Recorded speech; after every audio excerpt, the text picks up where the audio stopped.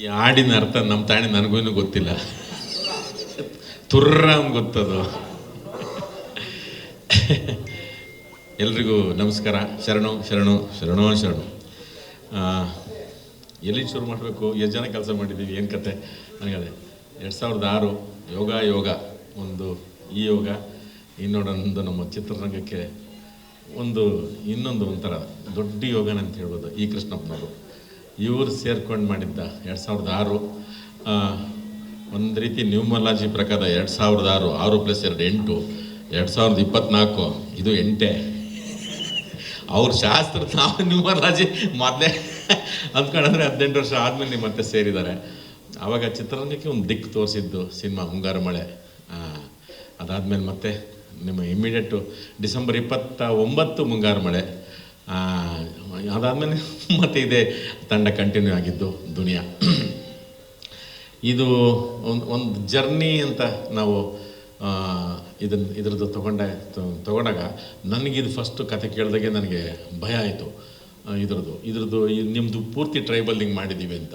ಈಗ ರೋಡು ರಸ್ತೆ nice road ಅಂತೆ, ಆ ರೋಡ್ ಈ ರೋಡು ಎಂಥದ್ದು ಗಿಂಗ್ಳೂರು ಬರೀ ಉಳ್ಕೊಂಡು ಹೋಗಿದ್ದೆ. ಅದು ಕುಸಿತು ಇದು ಕುಸಿತು, ಹಂಗೋಯ್ತು ಹಿಂಗೋಯ್ತು, ಏನೇನೋ ಎಲ್ಲೆಲ್ಲ ಸುಮಾರು ಜನಗಳು ನಾಪತ್ತೆ ಆದರು, ಊರೇ ನಾಪತ್ತೆ ಆಗೋದು. ಮಡಿಕೇರಿದು ಅದು ಇನ್ನೂ ಅವ್ನು ಹುಡುಕ್ತಾರ ಸ್ವಾಮಿಗಳವ್ರು ಯಾರು, ದೇವಸ್ಥಾನದವ್ರು ಯಾರು ಸಿಕ್ಕಿಲ್ಲ ಅಂತ. ಈ ಥರದ್ದು ಎಲ್ಲ ನೋಡಿ ಒಂದು ರಿಯಲ್ ಎಲಿಮೆಂಟ್ನ ತಗೊಂಡು ಇದಕ್ಕೆ ಇದು ಹೇಳಿದ್ರು ನನಗೆ. ಬಟ್ರೆ ಇದು ಹೆಂಗಿದು ಭಾಷೆ ಕನ್ವೆ ಆಗುತ್ತೆ ಅಂದರೆ ಕನ್ವೆ ಆಗಬಾರ್ದಿದು, ಅರ್ಥ ಆದ್ರೆ ಸಾಕಿದು ಅಂತ ಅಂದರು. ಆ ಒಂದು ಪ್ರಯತ್ನದಲ್ಲಿ ಮಾಡಿದ್ದೀವಿ ನಾವು. ಒಂದು ರೀತಿಯ ಸಾಹಸನೆ ಅಂತ ಅನ್ನಿಸ್ಬೇಕಿದು. ಯಾಕೆಂತಂದರೆ ಹಂಗೆ ಅಷ್ಟು ಜರ್ನಿ ಮಾಡೋದು ನನಗೆ ಮೋಸ್ಟ್ಲಿ ಯಾರು ನಮ್ಮ ಅಸಿಸ್ಟೆಂಟ್ ಡೈರೆಕ್ಟ್ರು ಯಾರು ಪವನ್ನು, ನಮ್ಮ ವಿಜಯವ್ರ ಅಸೋಸಿಯೇಟು, ಮಿಕ್ದವ್ರು ಎಲ್ಲರಿಗೂ ನನ್ನ ಮಗಕ್ಕಿಂತ ಹೆಚ್ಚಾಗಿ ನನ್ನ ಕುಂಡಿನ ಜ್ಞಾಪಕ ಇದೆ. ತಳ್ಳಿ ಅವ್ರು ನನಗೆ ಬರೀ ಬೆಟ್ಟಗಳೇ, ಬರೀ ಜಲಪಾತ. ನಾನು ಭಟ್ರೇನು ಗುನ್ನಿ ಸಿಕ್ಕೊಂಡಿದ್ದೀರ ಇವಾಗ ಯಾಕೆ ಹಿಂಗಂತ ಬರೀ ಅವೇ. ಆ ಶನಿವಾರ ಸಂತೆ ಮೇಲ್ಗಡೆ ಅದೆಂಥದೋ ಗೋಪುರ, ಎಂಥ ಗೋಪುರನಪ್ಪ ಅದು. ಅಯ್ಯೋಯ್ಯೋ ರಾಮ್ನೆ ಸುಯ್ಯಂತ ಇದು ಜೀಪು ಎಲ್ಲ ಹಿಂಗೆ ಬಂದಿದ್ದಾವೆ. ಇಲ್ಲಿದ್ದ ಜೀಪ್ಗಳೆಲ್ಲ ಅಲ್ಲೋಗಿ ನಿಂತ್ಕೊಳ್ಳವು. ಇವರು ಯಾವುದನ್ನ ಹಿಡ್ಕೊಂಡು ನಿಂತ್ಕೊಳ್ಳಿ ಅಂತ ಭಟ್ರು ನನಗೆ ಯಾವ್ದು ಹಿಡ್ಕೊಂಡು ನಿಂತ್ಕೊತಿರಲ್ಲಿಗೆ. ನಿಜವಾಗ್ಲೂ ನನಗೆ ಮುಂಗಾರು ಮಳೆ ಅದು ಹೆಂಗೆ ಮಾಡಿದ್ರು ಅಂತ ಅನಿಸ್ಬಿಡ್ತು. ಆ ಥರದ್ದು ಇದೆಲ್ಲದಕ್ಕಿಂತ ಇನ್ನೂ ಒಂದು ಲೊಕೇಶನ್ ಅಂತಂದರೆ ಅದು ಬಾಂಬೆಗೆ ಕರ್ಕೊಂಡು ಹೋಗಿದ್ದು. ಅದು ಎಂಥದ್ದು ಅದು ಕೃಷ್ಣಪ್ಪ ಅವರು ಸೆಟ್ ಹಾಕಿದ್ದು ಅಂದ್ಕೊಂಡ್ರು ಅದನ್ನ, ಕೋಟೆನ ಮೊರಡು ಜನ್ಸಿ ಅದು ಬಿಡ್ಬೇಡ್ರಿ ಕಣ್ರಿ, ಹೋಗ್ರಿ ಹಿಡ್ಕೊಳ್ರಿ ಅದನ್ನ ನೋಡಿದ ತಕ್ಷಣ ಸರ್ ನಿಜವಲ್ಲೂ ಅದು ಕೋಟೆ, ಅದು ಶಿವಾಜಿನೂ ಗೆದ್ದಿಲ್ಲ ಅಂತ ಹೇಳ್ತಾರೆ. ಅಲ್ಲಿ ಏನೇನೋ ಹೇಳ್ತಾರೆ ಅವರು. ಅದು ಬೆಳಿಗ್ಗೆ ಒಂದು ಮುಕ್ಕಲ್ಲಿ ನೀರು ಬಂದಿರ್ತದೆ, ಸಾಯಂಕಾಲ 2:30 ಆದ ತಕ್ಷಣ ನೀರೆಲ್ಲ ವಾಪಸ್ ಹೋಗಿರ್ತದೆ. ಆ ಮೊದಲನೇ ದಿನ ಹೋದ್ವಿ ನಾವು. ಹೋದರೆ ನಮಗಿದು ಒಳಗೆ ಹೆಂಗೆ ಹೋಗೋದು ಅಂತ ನಮಗೆ ಪ್ರಶ್ನೆ. ಒಳಗೆ ಹೋಗೋಕ್ಕಾಗುತ್ತಾ ಇಲ್ವಾ ಅಂತ. ಅಂದರೆ ಇವರು ವಿತಾಪಿ ಅಂತ ಒಬ್ರು ಅವರೇ. ಅದ್ರ ಮುಂದೆ ಹಿಂಗೆ ಆಗ್ತಿದ್ದೀವಿ, ಹಿಂಗೆ ಈ ಮನ್ಸ ತಳ್ಳಿಬಿಡ್ತೀನಿ ರೀ ಕೋಟೆ ಅಂದ್ಬಿಟ್ಟು ಹಿಂಗೆ ತಳ್ಳಕ್ಕೆ ಹೋಗಿ ಹಿಂಗೆ ಮಗಸ್ಕೊಂಡ್ಬಿಡೋದ, ಹಿಂಗೆ ತಿರುಗಿ ಹೇಳಕ್ಕೆ ಯಾಕಪ್ಪ ಸುಮ್ಮನೆ ಕುತ್ಕೊಂತಾರೆ, ಎಷ್ಟೊತ್ತು ಕಾಯೋದು ಅಂತ. ಈ ಥರದ್ದಾಗಿ ಏನೇನೋ ಒಂಥರದ್ದು ಒಂದು ಬೇರೆ ಥರದ್ದು ಒಂದು ಪ್ರಯತ್ನ ಮಾಡಿದ್ರು. ಅದು ಕಥೆನೂ ಅದೇ ರೀತಿ ಅಂದರೆ ನಿಮಗೆ ಪ್ರತಿ ರಾಮಾಯಣ ಮಹಾಭಾರತ ನಾವು ತಗೊಂಡ್ರೆ ಕೊನೆಗೂ ಹುಟ್ಟೋದು ಎಲ್ಲ ಹೆಣ್ಣು ಗಂಡು ಭೂಮಿ ಅಧಿಕಾರ ಅದು ಎಲ್ಲ ಸಿಗ್ತದೆ. ಕೊನೆಗೂ ನಾವು ಹೆಂಗೆ ಹೇಳಿದ್ವಿ ಅನ್ನೋದೇ ಮುಖ್ಯ ಆಗುತ್ತಲ್ಲ. ಆ ಒಂದು ಪ್ರಶ್ನೆನೂ ಮನದ ಕಡಲು. ಅದಕ್ಕೆ ಕಡಲು ಅಂತ. ಅದು ಸುಂದರವೂ ಹೌದು, ರೌದ್ರತೆಯೂ ಹೌದು. ಅದಕ್ಕೊಂದು ಪ್ರಾಯ ಇದೆ, ಅದಕ್ಕೊಂದು ವಯಸ್ಸಾಗಿದೆ. ಅದಕ್ಕೆ ಹೌದು ಸಂಜೆ ಆಗುತ್ತೆ, ಬೆಳಗಾಗುತ್ತೆ, ಮತ್ತು ಹೊಸತನದ್ದು ಕೊಡ್ತಾ ಇರ್ತದೆ. ಇಷ್ಟೆಲ್ಲ ಅರ್ಥಗಳು ಸಿಗ್ತಾ ಹೋಗ್ತದೆ. ಆ ಥರದವೆಲ್ಲನೂ ತುಂಬ ಕಾಣುತ್ತೆ ಇದರಲ್ಲಿ. ನೀವು ನೋಡ್ದಂಗೆ ಸಂತೋಷು ಮತ್ತು ರಾಶಿಕಾ, ಅಂಜಲಿ, ಸುಮುಖು 1989 ನಾನು ಸಿರಿಸಂಪಿಗೆ ಅಂತ ಒಂದು ನಾಟಕ ಮಾಡಿದೆ. ಸಿರಿಸಂಪಿಗೆ ಅಂತ ಅದು ಭೂಪಾಲಲ್ಲಿ ಶೋ ಇತ್ತು. ಆ ಶೋ ಮಾಡೋಕ್ಕೆ ನಾನು ರಂಗಾಯಣಕ್ಕೆ ಎಂಟ್ರಿ ಮಾಡಿದ್ದೆ. ಜೈತೀರ್ ಜೋಶಿ ಅಂತ ಡೈರೆಕ್ಟ್ರು ಹೋಗಿದ್ದೆ. ಆವಾಗ ಅವರ ಅಪ್ಪ ಮತ್ತು ಅಮ್ಮ ಇಬ್ಬರು ಆ್ಯಕ್ಟ್ ಮಾಡಿದ್ರು ಅದರಲ್ಲಿ. ನಂದಿತಾ ಮತ್ತು ಶಶಿ ಲವ್ ಮಾಡ್ತಿದ್ರು. ಅವರು ಒಬ್ಬರೊಬ್ಬರು ಕಾಳಾಕೋತಿದ್ರು. ಸೀನ್ಸಪ್ಪಿಗೆ ನಾನು ನಾಟಕಕ್ಕೆ ಹೋದಾಗ ಆಮೇಲೆ ಸುಮುಖ ಬಂದಾಗ ಅಯ್ಯೋ ಹೌದಲ್ಲ ಅಂತ ಅನಿಸ್ಬಿಡ್ತು. ಏನು ಮನೆ ಕಾಲ ಹಿಂಗೆ ಹೋಗ್ಬಿಡ್ತಲ್ಲ ಅಂತ.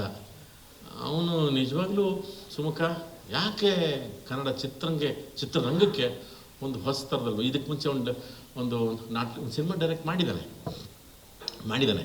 ಅದು ಈಗ ಒಂದು ತಯಾರಿಗೆ ಆಗಿ ಬಂದಿದ್ದು, ಒಂದು ತೊಗೊಂಡಿದ್ದು ನಾಟಕ ತಯಾರಿ ತೊಗೊಂಡು ಅದನ್ನು ಮತ್ತೆ ನಾನಿಲ್ಲ ನನ್ನ ನಟನಾಗಿ ಬರಬೇಕು ಅಂಥೇಳಿ ಇಂಥ ಒಂದು ವೇದಿಕೆಗೆ ಮತ್ತು ಯೋಗರಾಜ್ ಭಟ್ರು ಮತ್ತು ಕೃಷ್ಣಪ್ಪನವ್ರದ್ದು ಸಿಕ್ಕಿದ್ದು ಅದು ಒಂದು ರೀತಿ ಸಾರ್ಥಕತೆ ಆಯಿತು.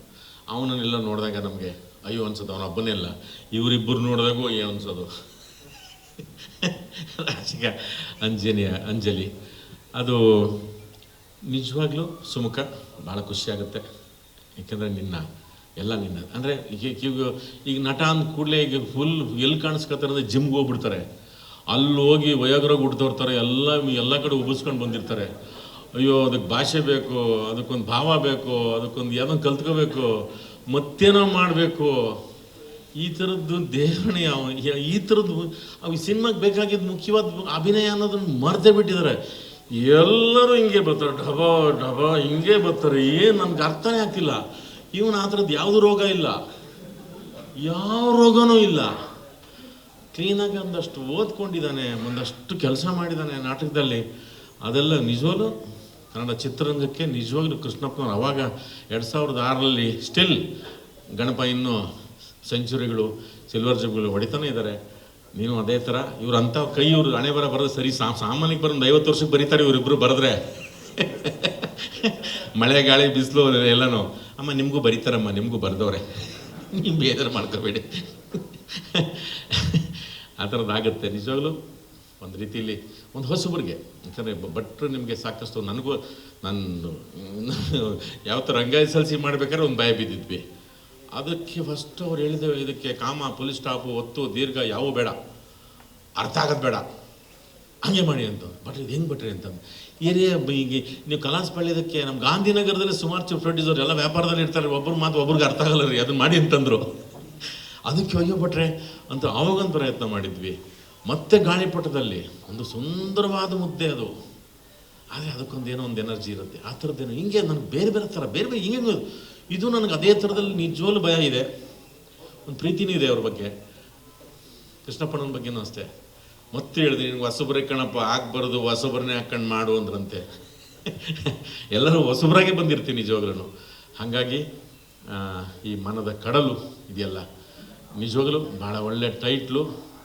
ಅಂದರೆ ಯಾಕೆಂದ್ರೆ ಯಾಕಿದು ಒಳ್ಳೆ ಟೈಟ್ಲ್ ಅಂತ ಹೇಳ್ತೀನಿ ಅಂತಂದರೆ, ಆಗಲೇ ಒಂದು ನೆನಪುಗಳನ್ನು, ಒಂದು ಇತಿಹಾಸವನ್ನು ಕೊಟ್ಟಿದೆ ಈ ಸಂಸ್ಥೆ. ಹಾಗಾಗಿ ಇದು ಒಳ್ಳೆ ನೆನಪಾಗುತ್ತೆ. ಇನ್ನು ನಮ್ಮ ಸಂತೋಷ್ ರೈ ಪತಾಜಿ ಅವರು ಇವತ್ತು ಏನು ಮಾತಾಡ್ತಾರೆ ಆಮೇಲೆ ನೋಡ ಬಟ್ರೆ ನೋಡ್ಬೋದಾ? ಹಾಂ ಅಲ್ಲ ಆ ಕೋಟೆ ಆಗುತ್ತೆ, ತೊಂದರೆ ಇಲ್ಲ, ಹೋಗ್ಬೋದು, ತೊಂದರೆ ಇಲ್ಲ. ಅಲ್ಲ ಹೇಗೆ ನೋಡುವ ನೋಡುವ. ಈ ದೇವರೇ ಇದೆ ಪಿಚ್ಚೆ ನೋಡಿ, ಇಷ್ಟೆಲ್ಲ ಮಾಡಿದ್ದಾರೆ. ಆ ಕೋಟೆಯನ್ನು ಫಸ್ಟ್ ಓಕೆ ಮಾಡಿದ್ದೆ ಅವರು, ನಾವು ಫಸ್ಟ್ ಅದರಲ್ಲಿ ನಮ್ಗೆ ಭಯ, ಹಾವು ಚೇಳು ಮುಂಗ್ಸಿ ಎಲ್ಲ ಇರ್ತಾವಂತೆ. ಅದರಲ್ಲಿ ನಾನು ಭಟ್ರು ಹಂಗೆ ಮಾಡಿದೆ, ಇಲ್ಲೇ ಏನೇನು ಮಾಡೋಣ ಏರಿ ಅಂತ. ಈ ಇತಾಪಿ ಬೇರೆ ಇದು ಎಲ್ಲ ಹಿಡಿಸ್ತಿಂತಾರೆ ಅಂತ. ಅಪ್ಪ ಎಷ್ಟು ಹಿಡಿಸ್ತೀಯಪ್ಪ ನೀನು, ಎಷ್ಟು ಹಿಡಿಸ್ತೀಯ ಅಂದರೆ ಎಲ್ಲ ಯಾರನ್ನ ಹಿಡ್ದಿದ್ದೀನಿ ಇರಿ ಅಂತ. ನಮ್ಮ ಗಂಗಣ್ಣ ಬೇರೆ, ಗುಳಿ ಗಂಗಣ್ಣ ಎಲ್ಲ ಅವರು ಎಲ್ಲ ಇಳಿಸ್ಬಿಟ್ಟಿದ್ದೀನಿ ಅಂತಂದರು. ಸದ್ಯ ಯಾರಿಗೂ ಏನೂ ಆಗಲಿಲ್ಲ ನಿಜವಾಗ್ಲೂ. ಆ ಕೋಟೆ ನಿಮ್ಮ ಅದು ನಿಜವಾದ ಕೋಟೆ, ಕೃಷ್ಣಪ್ಪರು ಸೆಟ್ ಹಾಕ್ಸಿರೋದಲ್ಲ ಅದು ಕೋಟೆ, ಹಿಡ್ಕೊಳ್ರಿ ಅದನ್ನು ಅಂತಂದರು. ಅದನ್ನು ಹಿಡಿದ್ರು ಅವರು. ಆ ಶನಿವಾರ ಸಂತೆಗಳಂತ ಸಾಧ್ಯನೇ ಇಲ್ಲ ಸರ್. ನೀವು ಅದನ್ನು ಆ ಗಾಳಿ 200-300 ಕಿಲೋಮೀಟರ್ ಸ್ಪೀಡಲ್ಲಿ ಬರೋದು ಗಾಳಿ ಜೀಪಲ್ಲಿ ಹೋಗಿ ನಿಂತ್ಕೊಡುತ್ತೆ. ನಮ್ಗೆ ಭಯ, ಯಾರನ್ನ ಹೋಗ್ಬಿಡ್ತಾರೆ ಈ ವಿಧದ ಹೆಣ್ಣುಗಳು ಅಂತ. ಒಂದು ಸರಿ ವಾಪಸ್ ಕರ್ಕೊಂಬಂದ್ರು ಭಟ್ರು. ಅದು ಹಿಂಗಿದೆ, ಹಿಂಗೆ 150 ಅಡಿ ಎತ್ತರದಲ್ಲಿದೆ. ಎಲ್ಲ ಈಗ ಸುಮಾರು 100 ಜನ ಇದ್ದೀವಿ.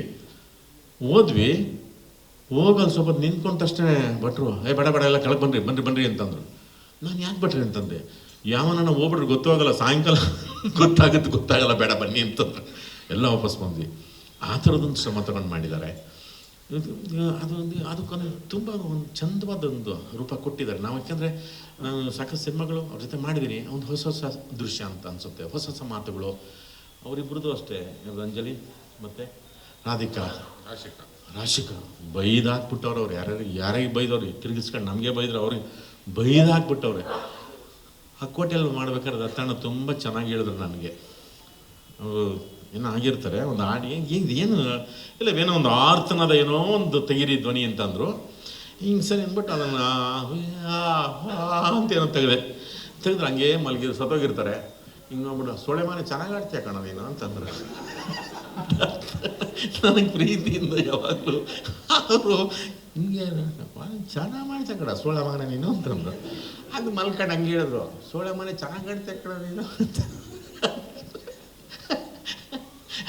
ಅಣ್ಣ ಥ್ಯಾಂಕ್ ಯು ಭಟ್ರಿಗೆ ಮತ್ತು ಕೃಷ್ಣಪ್ಪನವ್ರಿಗೆ ನಾವು ಎಷ್ಟು ಥ್ಯಾಂಕ್ಸ್ ಹೇಳೋದು ಸಾಲದು. ಯಾಕಂದರೆ ಕನ್ನಡ ಚಿತ್ರರಂಗಕ್ಕೆ ಆಮೇಲಿಂದ ಅವರು ಕಂಡೀಷನ್ ಮಾಡಿ ಹೇಳಿದ್ರೆ, ಪ್ಯಾನ್ ಇಂಡಿಯಾ ಎಲ್ಲ ಮಾಡಬೇಡಪ್ಪ, ಪಕ್ಕ ಕರ್ನಾಟಕದವ್ರಿಗೆ ಮಾಡೋ ಆ ಸವಾಸ ಎಲ್ಲ ಬೇಡ ಅಂತ ಹೇಳವ್ರೆ. ನಿಜವಾಗ್ಲೂ ಇದು ಪ್ಯೂರ್ಲಿ ಇದು ಕರ್ನಾಟಕ ಇಂಡಿಯಾ ಸಿನಿಮಾನೇ. ಅದೊಂದು ಖುಷಿ ನಮಗೆ. ಎಲ್ಲರೂ ಹೋಗ್ಬಿಟ್ರೆ ಇಲ್ಲಿ ಮನೆ ನೋಡ್ಕೊಳ್ಳೋದು ಯಾರು ಕರ್ನಾಟಕದ ಎಲ್ಲ ಪ್ಯಾನು ಅಂತ ಹೋಗ್ಬಿಟ್ರೆ, ಅದಕ್ಕೆ ನಿಜವಲ್ಲೂ ಈ ಮನೆ ನೋಡ್ಕೊಳ್ಳೋಂಥ ಸಿನಿಮಾನೇ ಮಾಡಿದ್ದಾರೆ. ನಾವು ಎಷ್ಟು ಥ್ಯಾಂಕ್ಸ್ ಹೇಳಿದ್ರು ಸಾಲದು. ನಿಮ್ಮೆಲ್ಲರ ಸಪೋರ್ಟು ಸಹಾನುಭೂತಿ ಇದಕ್ಕೆ ಸಿಗಲಿ, ಮತ್ತು ನಮ್ಮನ್ನು ಸೇಫಾಗಿ ಮಾಡ್ಕೊಂಬಂದಿದ್ದಕ್ಕೆ ಗಂಗಣ್ಣವ್ರಿಗೆ, ಇತಾಪಿಗೆ, ಮತ್ತು ಎಲ್ಲ ನಮ್ಮ ಯೋಗರಾಜ್ ಭಟ್ ತಂಡಕ್ಕೆ, ಕೃಷ್ಣಪ್ಪನ ತಂಡಕ್ಕೆ ಥ್ಯಾಂಕ್ ಯು. ಶರಣು ನಿಮ್ಮ ಸಪೋರ್ಟ್ ಸಿಗಲಿ. Thank you sir. Thank you.